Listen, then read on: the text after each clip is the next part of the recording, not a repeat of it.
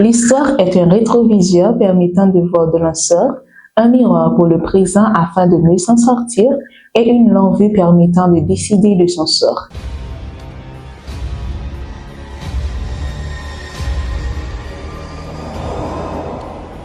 We are going to Chicago.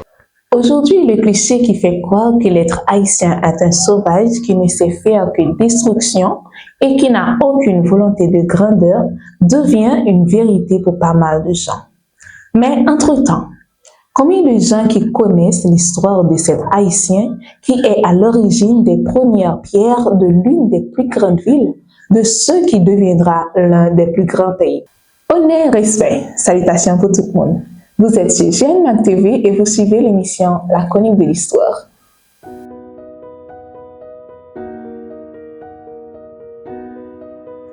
Aux environs des années 1745 dans l'ancien Saint-Domingue, nouvellement Haïti, plus précisément dans la ville de Saint-Marc, voit le jour un prodige. Ce dernier est né mulâtre, de par la relation de son père, un marin français, et sa mère, une Africaine qui était esclave. Il s'appelle Jean-Baptiste Point du Sable. Ses années de formation se font en France et avec son esprit brillant et prodigieux. Il acquiert des bases solides comme la navigation, la gestion et surtout le commerce. Compétence qui plus tard lui sera très utile et fera devenir ce grand homme qu'il est aujourd'hui encore et pour toujours.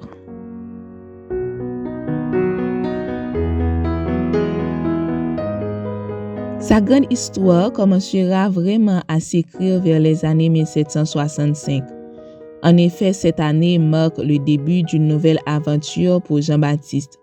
Le jeune homme quitte Saint-Domingue pour arriver au nord des Amériques, vers la ville de Nouvelle-Orléans, qui en ce moment était sous l'influence des Espagnols. Mais il ne restera que peu pour ensuite prolonger vers Mississippi. Après cela, il pose ses bagages dans la région qui sera aujourd'hui l'actuel État de l'Illinois et fait sa première construction à Peoria, une ville dans le centre de l'Illinois.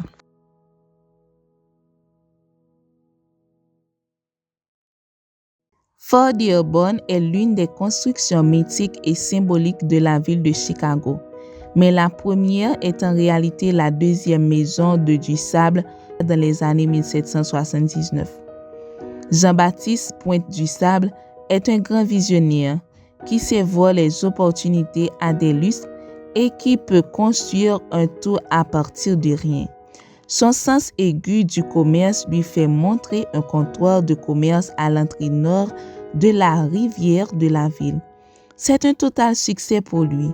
Tous les passants, les chasseurs professionnels et même les Amérindiens profitent de ses services. De là étant beaucoup plus de monde commence à découvrir l'immense potentiel que cachait Chicago.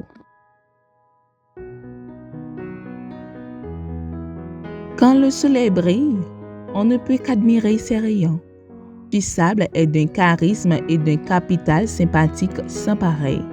C'est ce qui lui permet de nouer des liens solides avec les autochtones, d'où son mariage avec Kitty Arroy, la fille d'un chef local nommé Potawatomi.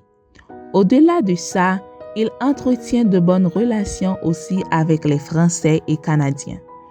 Jean-Baptiste n'a pas seulement été le pionnier de Chicago, à ses premières années, il a joué le rôle d'administrateur et a utilisé grandement son esprit de génie pour amener des choses importantes qui fait de cette ville ce qu'elle est aujourd'hui encore.